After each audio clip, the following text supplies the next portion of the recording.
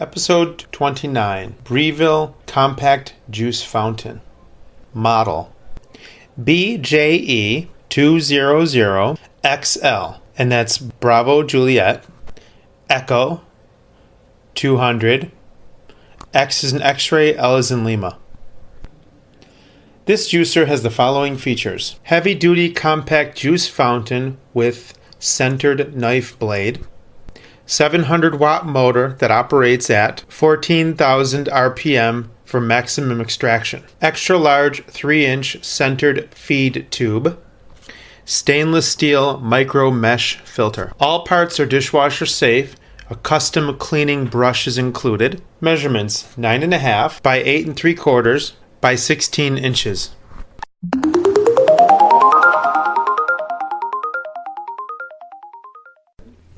So I'm going to assemble the juicer. When you get the juicer, it is assembled in the box.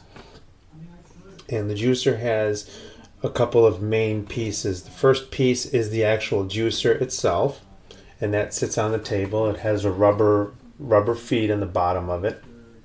And it has a metal kind of wire that you flip up, and it locks everything into place.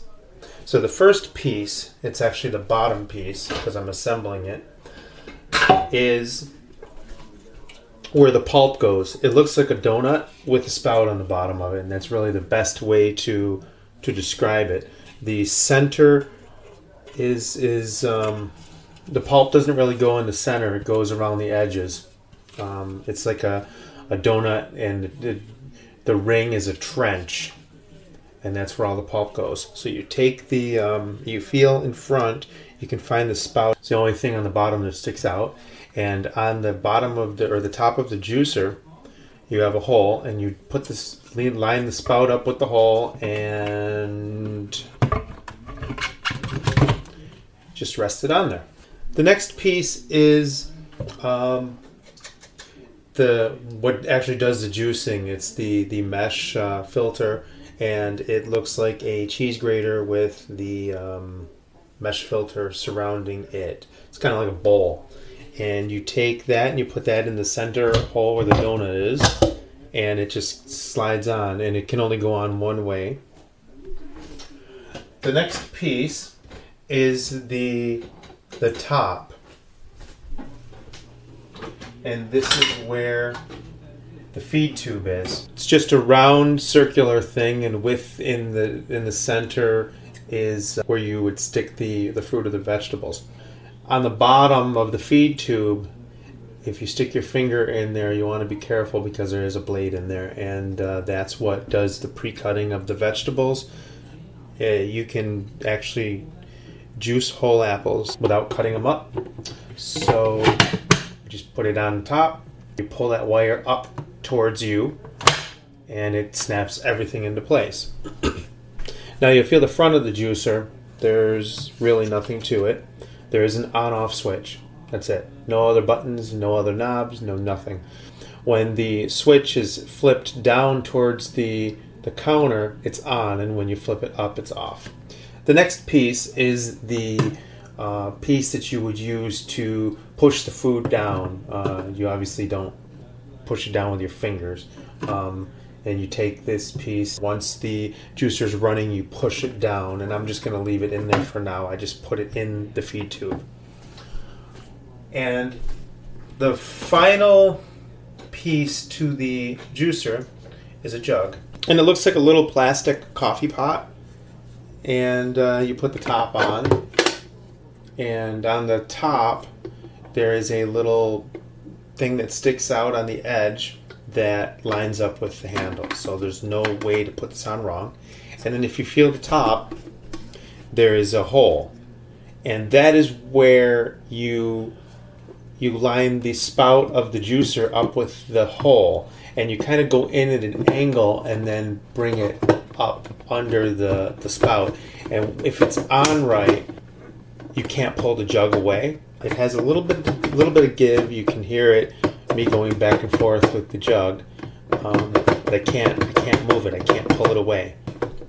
and that's to help with spillage. They suggest that you use the jug instead of juicing into a glass. You can juice into a glass, but the jug obviously gives you more room for errors. And also, one thing it said in the manual too is if you didn't like pulp, you could pour the juice into the cup with the cover on, and it would filter out the pulp, and the pulp would remain in the jug. Now, the plug on the other end of the power cord, there's the plug that plugs into the wall, and it has a ring on the end of it that you could stick your finger. So if you have a wet hands or something, because you're washing the juice or whatever, and you want to unplug this, you can take your fingertip and just put it in the ring and pull the plug out of the wall. So now I'm going to actually make some juice. I'm going to pull the food plunger, whatever they call it. I'm not exactly sure what the proper terminology for this piece is. It's what goes into the feed tube.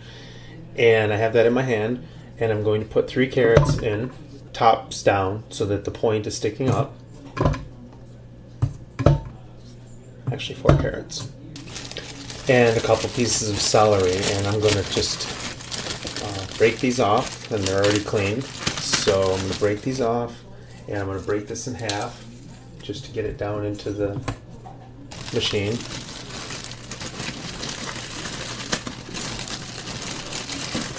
That's a pretty big one. Okay, good. There we go.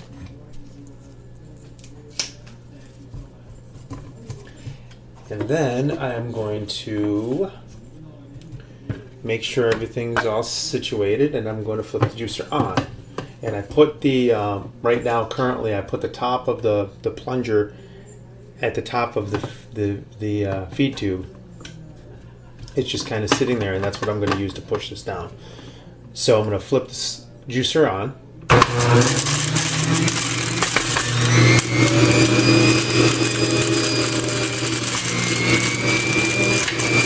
And I'm slowly pushing the plunger down.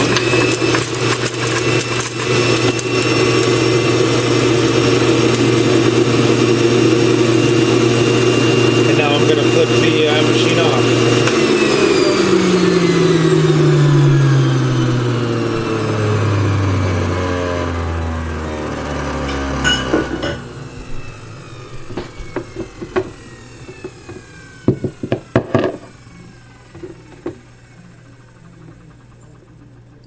And I waited until it completely spun down before I removed the jug. I'm going to put the top of the jug in the sink and pour the juice into the glass.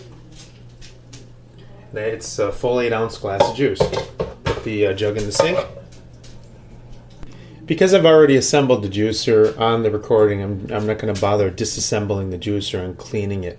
But a couple things I will note. It comes with a brush, and you take the one end of the brush and you would scrub the mesh filter and make sure all of the juice pulp is off of that mesh filter. It does a very good job. And at the bottom where the ring was, the trench where all the pulp actually does go, they suggest that you take the other end of the brush and you use that to scoop the pulp out into the garbage or a bag or whatever you're going to do with that excess pulp. But what I've done is just grab a paper towel and push it off into the garbage that way, as it's easier and you have more control over it. I hope you like this description and demonstration of the Breville Compact Juice Fountain. My contact information follows.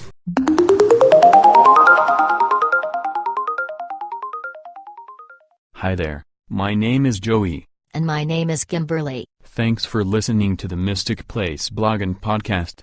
We hope you have enjoyed this episode. Joey. Yes, Kimberly. It is my turn to talk. Okay. Thanks, Joey. No problem. If you have any comments or suggestions, feel free to send an email to mysticplacepodcast@gmail.com or leave a voice message at 864. Mystic 4, that is 86469788424, or follow him on Twitter at cgrabo73.